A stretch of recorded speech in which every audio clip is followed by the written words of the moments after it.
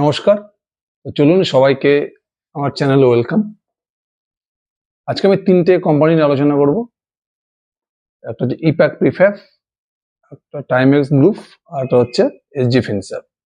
এই ৩টি কোম্পানিরই Q3 রেজাল্ট চলে এসছে এবং ৩টি কোম্পানিতে কিন্তু দুর্দান্ত গ্রোথ করেছিল। যদি লাস্ট ২টো কোয়ার্টার দেখেন বা ৩টে কোয়ার্টার দেখেন, এই ৩টে কোম্পানি কিন্তু দুর্দান্ত বিজনেস মডেল এবং সেলস গ্রোথ, প্রফিট গ্রোথ কিন্তু এরা দুর্দান্ত করছিল। আমি এর আগেও ৩টে কোম্পানি ট্র্যাক করেছি। এবার যে Q3 রেজাল্ট এবং ম্যানেজমেন্টের যে গাইডেন্স এবং ফিউচার আউটলুক নিয়ে আলোচনা করব। প্রথমে আলোচনা করবো ইপ্যাক প্রিফ্যাব। এবং ইপ্যাক প্রিফ্যাবের মোটামুটি ডিটেলস ভিডিও আমার চ্যানেলে বানানো আছে। একটু ছোট্ট করে বলে দিই এদের বিজনেস মডেলটা। এটা হচ্ছে পিইবি সেক্টরের স্টক। পিই বলতে pre engineered building. Engineered building মানে কি, মনে করেন আজকে এখন যত আছে না কনজিউমার ইলেকট্রনিক্স সেক্টর, যত আছে কনজিউমার ইলেকট্রনিক্স সেক্টর যদি বলেন, ই কমার্স সেক্টর বলেন, সোলার এনার্জি সেক্টর বলেন, রিনিউয়েবল সেক্টর বলেন, স্টিল সেক্টর বলেন, অটোমোবাইল সেক্টর বলেন, সমস্ত কোম্পানিগুলো এখন চাচ্ছে প্রি ইঞ্জিনিয়ার্ড বিল্ডিং। মানে এদের যত স্টোর রুম হয়, স্টোর রুম যেটা বলে ওয়্যার হাউস বলে আর কি, বিশাল বিশাল ওয়্যার হাউস বানাচ্ছে কোম্পানিগুলো, সব অর্ডার দিচ্ছে কাদেরকে, পিইবি, প্রি ইঞ্জিনিয়ার যারা বিল্ডিং বানায়, যেমন ইপ্যাক প্রিফ্যাব বা ইন্টারাক্স বিল্ডিং সলিউশন বা পেনার ইন্ডাস্ট্রি। এদের কিন্তু এখন বিজনেস গ্রোথ আউটলুক দুর্দান্ত। কারণ সব কোম্পানি এখন, যত কোম্পানি রয়েছে না, কনজিউমার ইলেকট্রনিক্সের কোম্পানি বলুন, অটোমোবাইলের কোম্পানি বলুন, ই কমার্স কোম্পানিগুলো বলুন, সবাই কিন্তু স্টোর রুম বানানোর জন্য বা ওয়্যার হাউস বানানোর জন্য প্রি ইঞ্জিনিয়ার্স বিল্ডিং বানাচ্ছে। আর প্রি ইঞ্জিনিয়ার্স বিল্ডিং বানাতে হলে কাদেরকে দিতে লাগবে অর্ডার? এই ইপ্যাক প্রিফ্যাবের মতো কোম্পানি, পেনার ইন্ডাস্ট্রি বা ইন্টারার্চ বিল্ডিং সলিউশন। এরা অ্যাকচুয়ালি কি করে, এরা পুরো বিল্ডিংটা বানায়, একদম পুরো স্টিল স্ট্রাকচার দিয়ে বানায়। আর যেখানে স্টোর রুমটা তৈরি হবে এরকম সেখানে বিল্ডিংটা বানায় না, এরা নিজেদের ফ্যাক্টরিতে বিল্ডিংটা পুরো বানিয়ে নেয়, পুরো স্ট্রাকচারটা বানিয়ে নিয়ে গিয়ে জাস্ট অ্যাসেম্বল করে যেখানে স্টোর হবে সেখানে বানিয়ে দেয়। এদের সুবিধা কি, এক নম্বর, কোনো একটা কোম্পানি যদি নিজে একটা স্টোর রুম বানায়, নর্মাল স্টোর রুম বানায়, ইট সিমেন্ট বালি পাথর দিয়ে স্টোর রুম বানায়, লোহা দিয়ে, প্রচুর সময় লেগে যায়, অনেক রকমের র ম্যাটেরিয়ালস লাগে, লেবার লাগে প্রচুর, মিস্ত্রি লাগে প্রচুর, বৃষ্টি হলে কাজ বন্ধ হয়ে যায় সাইডে। এই জন্য এখন সমস্ত কোম্পানি ছুটছে পিইবির দিকে। এই পিইবি কোম্পানি দিয়ে দিল অর্ডার। এরা কি বললো, পুরো নিজেদের ফ্যাক্টরির ভিতরে পুরো স্টিলের স্ট্রাকচার বানিয়ে ওরা অ্যাসেম্বল করে এরা যেখানে যেই সাইডে স্টোর রুমটা হবে সেখানে বানিয়ে দেবো। বৃষ্টিপাতের কোনো সমস্যা নেই, বৃষ্টিপাতের হলে যায় আসে না, র ম্যাটেরিয়ালস ওখানে প্রবলেম হয় না, এত রকমের র ম্যাটেরিয়ালসও লাগে না, লেবারের কোনো সমস্যা নেই, প্রচুর কম লেবার লাগে, মানে মোটামুটি 30 থেকে 40% কস্ট কম লাগে।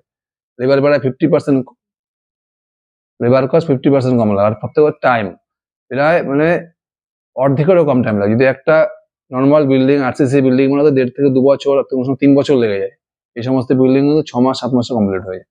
এই জন্য সমস্ত কোম্পানি এখন স্টোর রুম বানানোর জন্য, ওয়্যার হাউস বানানোর জন্য কিন্তু ছুটছে পিইবির দিকে। এদের পুরো পিইবি সেক্টরটা কিন্তু মানে ফিউচার আউটলুকও দুর্দান্ত। ইপ্যাক প্রিফ্যাব হচ্ছে এই পিইবি সেক্টরের stock, pre engineers building. Even Epack প্রিফ্যাবের আইপিও যদি দেখেন, কিছুদিন আগে আইপিও চলে এসছে, আইপিওর পরে কিন্তু কোম্পানি দুর্দান্ত গ্রোথ করছিল, 40%, 45%, 30% করে সেলস গ্রোথ করে যাচ্ছিল। এবং কোম্পানির গাইডেন্স কি ছিল, যে নেক্সট 2 to 3 ইয়ার্স, আগামী 2 থেকে 3 বছরে এরা মোটামুটি 30 থেকে 35% করে গ্রোথ করবে।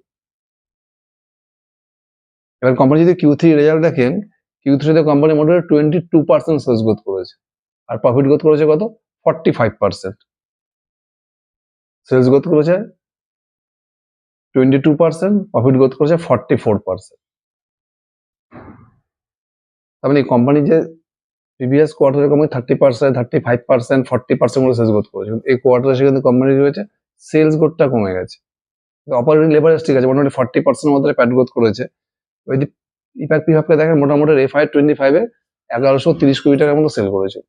কোম্পানির গাইডেন্স কি ছিল, মোটামুটি 1500 থেকে 1550 কোটি টাকা সেল করবে।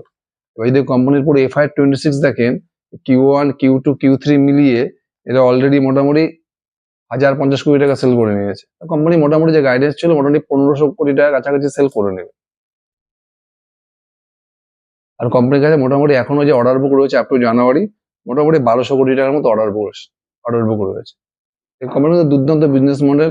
FY25 যদি আপনি FY26 দেখেন, FY25 কত সেল চলে, 35 কোটি টাকার মতো। যদি FY26 এ এরা 1500 কোটি টাকা সেল করে, মোটামুটি 30% এর উপরেই, 35% মধ্যে সেলস গ্রোথ হচ্ছে। আর FY25 এদের প্যাট কত ছিল? মোটামুটি 60 crore। আর FY26 এ অলরেডি এরা Q1, Q2, Q3 মিলে মোটামুটি 62 crore প্যাট করে নিয়েছে। তাহলে কোম্পানি ইজিলি মোটামুটি পুরো FY26 এর 85 থেকে 90 crore প্যাট করে নেবে। আর FY25 প্যাট কত ছিল? 60 crore। তার মানে মোটামুটি 45 থেকে 50% এদের প্রফিট গ্রোথ হবে FY26 এ। আর সেলস গ্রোথ কত? 30 থেকে 35%। যদি আপনি FY25, FY26 দেখেন, তাহলে ওদের সেল গ্রোথ হচ্ছে কত? মোটামুটি 30 থেকে 35%। আর প্যাট গ্রোথ হচ্ছে 45 থেকে 50%। এ পর্যন্ত কিন্তু সবকিছু দুর্দান্ত।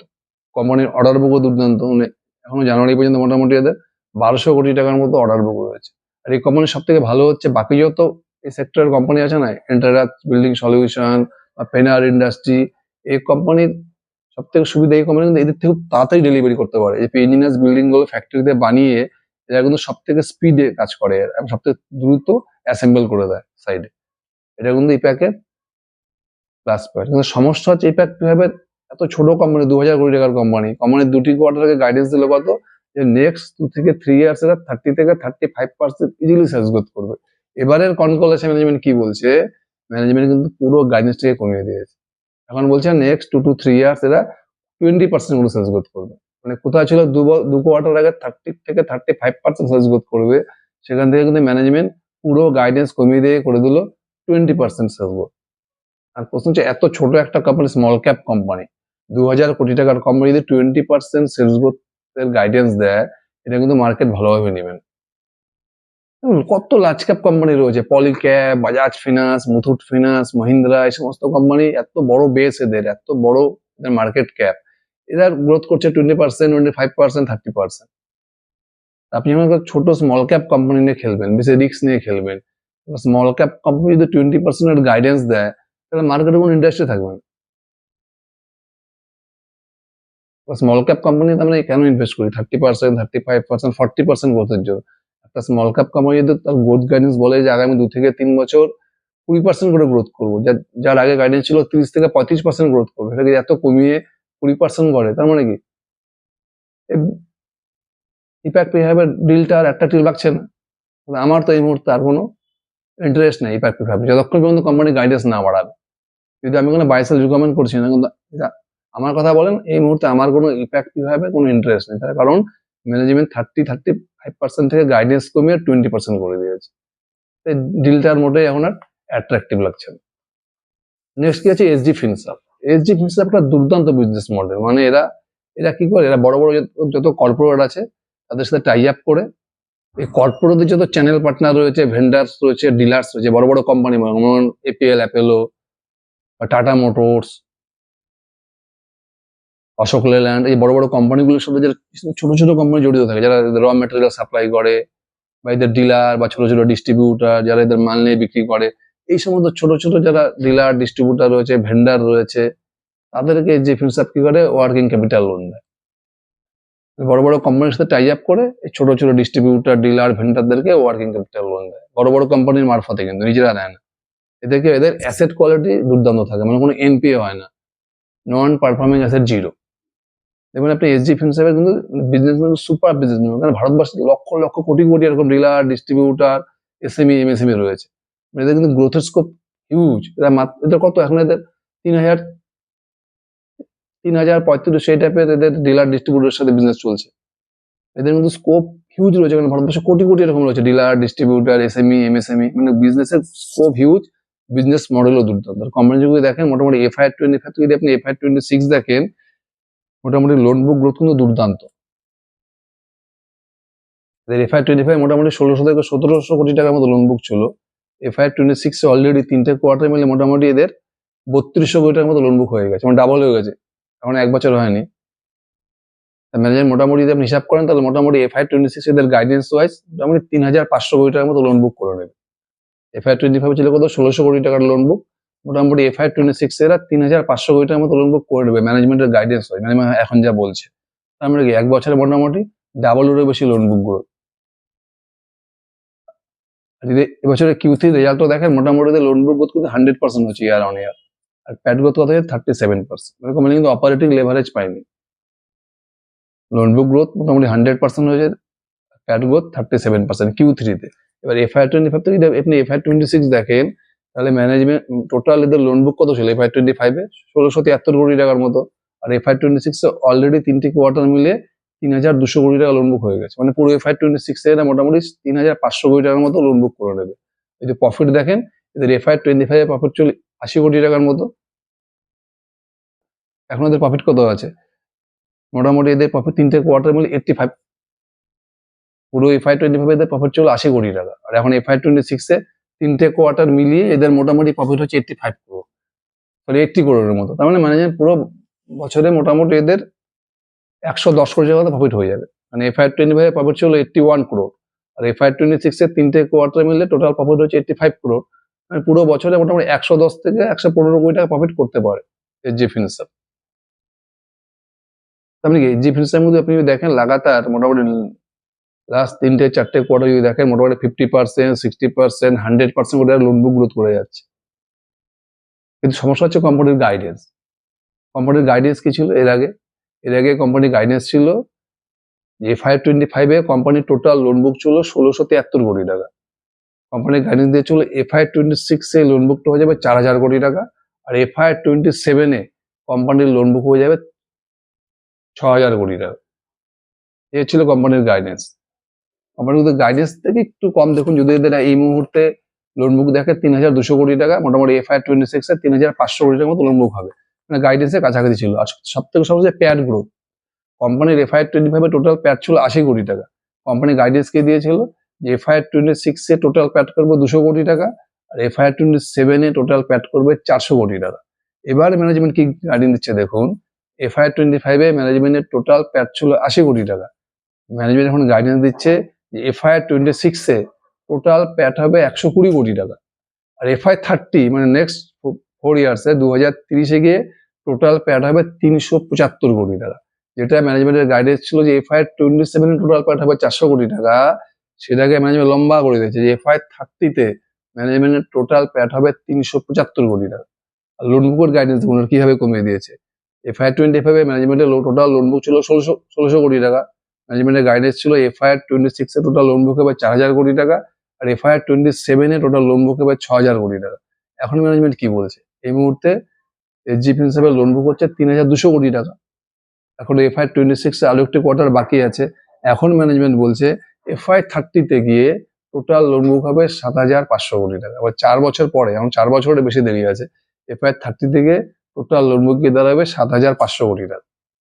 যদি FY26-এর Q4 এর পরে টোটাল লোন বুক গিয়ে 3500 কোটি টাকা হয়, তাহলে সেটা FY30-তে গিয়ে হবে 7500 কোটি টাকা। মানে মোটামুটি 20% লোন বুক গ্রোথ। আর যদি প্রফিট গ্রোথও দেখেন মোটামুটি 20%। তার মানে যেই কোম্পানি একটি কোয়ার্টার আগে গাইডেন্স ছিল কত, মোর দ্যান 50% করে লোন বুক গ্রোথ করবে। আর প্রফিট গ্রোথ কি বলেছিল? FY25 ছিল 80 কোটি টাকা, FY26-এ ডাবলেরও বেশি প্যাট গ্রোথ হবে। FY27-এ FY26-এর থেকে ডাবল প্যাট গ্রোথ হবে। FY26-এ 200 কোটি টাকা, FY27-এ হবে 400 কোটি টাকা। এখন ম্যানেজমেন্ট বলছে FY30-তে হবে 375 কোটি টাকা লোন বুক। তার মানে কি একটা 50% লোন বুক গ্রোথ ইঞ্জিন হয়ে গেল 20%, একটা 100% লোন বুক গ্রোথ ইঞ্জিন হয়ে গেল 20%। ম্যানেজমেন্ট গাইডেন্স ব্যাপক হারে কমিয়ে দিল। এসজি ফিনসার্ভের বিজনেস নিয়ে আমার কোনো সমস্যা নেই, বিজনেস মডেল দুর্দান্ত। একটা ছোট্ট স্মল ক্যাপ কোম্পানি যদি এভাবে গাইডেন্স 50% লোন বুক গ্রোথ গাইডেন্স ছিল, সেটা কমে 20% করে দেয়, সেই স্টক কি করে চলবে? মানে মার্কেট দেশ স্টকের প্রতি পুরো নেগেটিভ, মানে মার্কেটের কোনো ইন্টারেস্টই নেবে না। আমি এসজি ফিনসার্ভ দেখুন, এই স্টককে চালানো খুব মুশকিল হয়ে যায়। একটা 50% লোন বুক গ্রোথ ইঞ্জিনের গাইডেন্স যদি 20% হয়ে যায়, তাহলে সেই স্টককে চালানো মুশকিল হয়ে যায়। আর এই সবথেকে বড় কথা, এসজি ফিনসার্ভের ম্যানেজমেন্টের কথার কোনো দাম নেই। এরা প্রথমে বলছিল FY26-এ 200 কোটি টাকা লোন বুক করবে, প্রফিট করবে, তারপরে বলে 150 কোটি টাকা প্রফিট করবে, এখন বলছে 120 কোটি টাকা প্রফিট করবে। এরা বলছিল FY26-এ 400 কোটি টাকা প্রফিট করবে, এখন বলছে FY30 দিকে 375 কোটি টাকা প্রফিট করবে। এইভাবে লাগাতার গাইডেন্স কমাচ্ছে এসজি ফিনসার্ভ। তার মানে মার্কেটের কিন্তু স্টকের প্রতি আর কোনো ইন্টারেস্ট থাকবে না, মানে এই স্টকটাকে চালানো কিন্তু খুব মুশকিল হয়ে যাবে। নেক্সট হচ্ছে টাইমেক্স। টাইমেক্সের পুরো ডিটেলস ভিডিও বানানো আছে। এটা কি করে? এটা মোটামুটি ওয়াচে ডিটেলিং করে। টাইমেক্স আগে কি করতো? আজ থেকে 2 বছর আগে দেখবেন টাইমেক্সের বিজনেস কোনো গ্রোথ ছিল না। এবং টাইমেক্স নিয়ে শেয়ার মার্কেটে কোনো ইন্টারেস্টও ছিল না। কারণ ওটা অ্যাফোর্ডেবল রিস্ট ওয়াচ বানাতো, অ্যাফোর্ডেবল ওয়াচ এরা সেল করতো, 500, 700, 1000, 1200 টাকার ওয়াচ বিক্রি করতো। তখন কিন্তু টাইমেক্সের মধ্যে কোনো গ্রোথ ছিল না, কিন্তু লাস্ট 2 বছরে দেখেন টাইমেক্স কিন্তু ব্যাপক হারে গ্রোথ করছে, 40%, 50%, 60% করে সেলস গ্রোথ করছে, সঙ্গে দুর্দান্ত অপারেটিং লেভারেজ পাচ্ছে। তার কারণটা কি? তার কারণ এটা বিজনেস মডেলটাকে চেঞ্জ করে দিয়েছে। মানে অ্যাফোর্ডেবল ওয়াচের জায়গায় এখন প্রিমিয়াম ওয়াচ বিক্রি করা শুরু করছে, 20,000, 25,000, 30,000 টাকা দামের ওয়াচ বিক্রি করা শুরু করছে। এরা নিজেদের ব্র্যান্ডও বেচছেই, টাইমেক্স প্লাস এরা আরো কিছু আমেরিকার ভালো ভালো ব্র্যান্ড প্রিমিয়াম গুলো বিক্রি করছে। যেরকম গেস বলে একটা ব্র্যান্ড রয়েছে, ভার্সাসে বলে একটা ব্র্যান্ড রয়েছে। এই প্রিমিয়াম ব্র্যান্ড আনার পরে কিন্তু টাইমেক্স এর পুরো বিজনেস মডেল চেঞ্জ হয়ে গেছে, মানে কোম্পানিতে গ্রোথ চলে এসেছে। যে কোম্পানির আগে সিঙ্গেল ডিজিটে গ্রোথ করতো, তার 2 বছর থেকে দেখুন 1.5 থেকে 2 বছর থেকে কোম্পানি 40%, 50% করে সেলস গ্রোথ করেছে। সঙ্গে এরা কিন্তু অপারেটিং লেভারেজও পাচ্ছে। যদি এবার Q3 রেজাল্ট দেখেন, টাইমেক্স এর সেলস গ্রোথ হচ্ছে মোটামুটি 26%, আর প্রফিট গ্রোথ দুর্দান্ত হয়েছে, মানে মোটামুটি 164%। সেলস গ্রোথ 26%, প্রফিট গ্রোথ হচ্ছে 164%। কিন্তু প্রবলেম হচ্ছে টাইমেক্স এর সমস্যাটা হচ্ছে টাইমেক্স কে দেখুন লাস্ট 4টি-5টি কোয়ার্টার দেখেন, প্রত্যেকটা কোয়ার্টারে 40%, 50% করে সেলস গ্রোথ করেছে। কিন্তু এই কোয়ার্টারে সে কি হয়েছে, টাইমেক্স এর কিন্তু সেলস গ্রোথটা অনেক কমে গিয়েছে, মানে 40-50% থেকে কমে 26% হয়ে গেছে। টাইমেক্স এর বিজনেস এমনিতে সিগনিফিক্যাল হয়, মানে এদের Q2 আর Q4 এর সেলস গ্রোথটা অনেক বেশি হয়, কারণ এই সময় ফেস্টিভ্যাল সিজন থাকে। Q3 তে এদের বরাবরই সেলটা Q2 থেকে কম হয়, Q2 থেকে মোটামুটি 30-40% কম হয়। সেটা ঠিক আছে, কিন্তু ইয়ার অন ইয়ার গ্রোথ যদি দেখেন, ইয়ার অন ইয়ার গ্রোথটাতে কিন্তু সমস্যা। মানে গত বছরের Q3 আর এই বছরের Q3 মাত্র 26% গ্রোথ হয়েছে, যেখানে টাইমেক্স কিন্তু আগের কোয়ার্টার গুলোতে ইয়ার অন ইয়ার 40%, 50%, 60% করে সেলস গ্রোথ করেছে। টাইমেক্স কিন্তু এটাই সমস্যা হয়ে গেল, মানে প্রায় অর্ধেক সেলস গ্রোথ করে আধা হয়ে গেল আর কি। ইয়ার অন ইয়ার দেখেন, গত বছরের Q3 এই বছরের Q3 মাত্র সেলস গ্রোথ হচ্ছে 26%। সমস্যা একটা, এই সমস্ত স্মল ক্যাপ কোম্পানি যেমন 20%, 25%, 26% সেলস গ্রোথ করবে, তখন কিন্তু মার্কেটের ইন্টারেস্ট থাকবে না। 20%, 25% সেলস গ্রোথ করে অনেক বড় বড় লার্জ ক্যাপ কোম্পানি রয়েছে আমাদের কাছে। পলিক্যাবের মতো কোম্পানি রয়েছে, বাজাজ ফিনান্সের মতো কোম্পানি রয়েছে, মুথুট ফিনান্স, মহিন্দ্রা, এরকম অনেক কোম্পানি রয়েছে যারা 20% করে লাগাতার সেলস গ্রোথ করে যাচ্ছে। তো 20%, 25% সেলস গ্রোথ করার জন্য কিন্তু ইনভেস্টাররা কোনো স্মল ক্যাপে ইনভেস্ট করবে না। স্মল ক্যাপ স্টক নেওয়া মানে কি 30%, 40%, 50% সেলস গ্রোথ এক্সপেক্টেড। সেখানে কিন্তু এই কোয়ার্টারে টাইমেক্স এর কিন্তু সেলস গ্রোথটা অনেকটা কমে গিয়েছে, 40-50% থেকে কমে 26% হয়ে গেছে। আর টাইমেক্স আরো সব থেকে বড় প্রবলেম হচ্ছে ম্যানেজমেন্ট কোনো কল করে না। টাইমেক্স এর ম্যানেজমেন্ট কোনো কল করে না, এরা যে পিপিটি দেয় তার মধ্যে কোনো গাইডেন্স দেয় না। টাইমেক্স ট্র্যাক করা খুব মুশকিল, বোঝা যাচ্ছে না যে নেক্সট কি করবে। আর যদি এর ট্রেন্ডটি চলতে থাকে, তাহলে নেক্সট কোয়ার্টারও টাইমেক্স 20% গ্রোথ করলো। টাইমেক্স এর পি মোটামুটি 50-এর উপরেই পি, স্মল ক্যাপ কোম্পানি 50-র উপরে পি, যদি 20% গ্রোথ ইঞ্জিন হয়ে যায়, তাহলে টাইমেক্স স্টক আর চলবে না, মানে স্টক চলা বন্ধ হয়ে যাবে। সমস্যা এটাই, কোনো টাইমেক্স কল করে না। আগে যেরকম ছিল না ট্রেন্ড, 2022, 23, 24 দেখবেন ট্রেন্ডের শেয়ার দেখবেন এরা 6x, 7x হয়ে গেছে, 50%, 60% করে গ্রোথ করতো। তো ট্রেন্ড থেকে আমি বেশি পয়সা ইনকাম করতে পারিনি, কারণ ট্রেন্ড কলই করতো না, বোঝা যেত না নেক্সট কি করবে। টাইমেক্সের একই সমস্যা, এরা কল করে না, যে পিপিডি দেয় তার মধ্যে কোনো গাইডেন্সও দেয় না। তো টাইমেক্সের কিন্তু স্টকটা চলা মুশকিল হয়ে যাবে, মানে 40%, 50% গ্রোথ ইঞ্জিন 26% হয়ে গেছে, তার মধ্যে ম্যানেজমেন্ট কোনো গাইডেন্স দেয় না, কল করে না। যদি আমার কাছে টাইমেক্সের মানে যা অ্যালোকেশন আছে, আমার পোর্টফোলিওতে অনেক কম অ্যালোকেশন রয়েছে। যদি আমি এই মুহূর্তে কোনো টাইমেক্সকে সেল করছি না, আর আমি কোনো রেকমেন্ডেশন করছি না সেল বা বায়ের, আমি নেক্সট কোয়ার্টার দেখবো, প্লাস টাইমেক্সের যারা কম্পিউটার যেমন ইথস দেখবো, ইথসের রেজাল্ট কিরকম আসে। তো টাইমেক্সের যে রেজাল্ট এসছে এটা কিন্তু খুব একটা অ্যাট্রাকটিভ বেট লাগছে না, কারণ 50%, 50-55 পিতে সেলস গ্রোথ 40-50 থেকে কমে 26 হয়ে গেছে, এবং টাইমেক্স বেটটা এখন আর অতটা অ্যাট্রাকটিভ লাগছে না। তার টাইমেক্স কল করে না, বোঝা যায় না নেক্সট কি গ্রোথ করবে। যদি এই ট্রেন্ড চলতে থাকে 20%, 25% গ্রোথ, তাহলে কিন্তু টাইমেক্সের স্টক আর চলবে না। তো বুঝে গেল এই 3টি স্টকের কি অবস্থা, ইপ্যাক প্রিফার, এসজি ফিনসাপ আর টাইমেক্স। আমি কোনো বাই বা সেল রিকমেন্ড করছি না, আমি শুধু জাস্ট আপনাদের সামনে এদের যে গাইডেন্স বা ফিউচার আউটলুকটা তুলে ধরলাম। আপনারা স্টাডি করুন। Thank you.